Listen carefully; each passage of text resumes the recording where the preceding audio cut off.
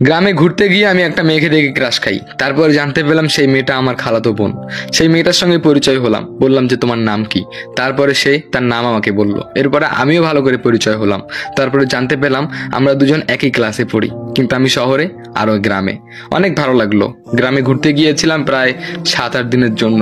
এই 7-8 দিন প্রায় আমি বাসায় থাকতাম না, বারবার শুধু ওর সামনে যাইতাম, ওর সঙ্গেই ঘোরাঘুরি করতাম, ওর সঙ্গেই বসে থাকতাম।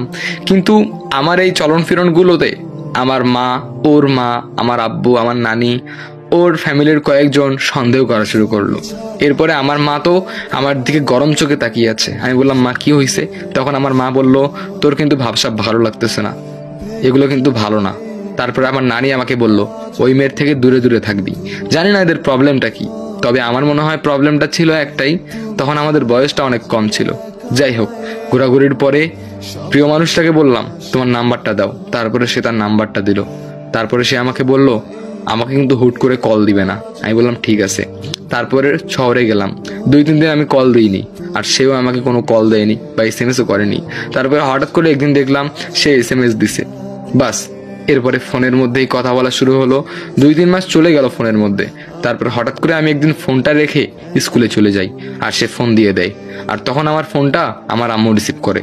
যখনই আমার আম্মু রিসিভ করে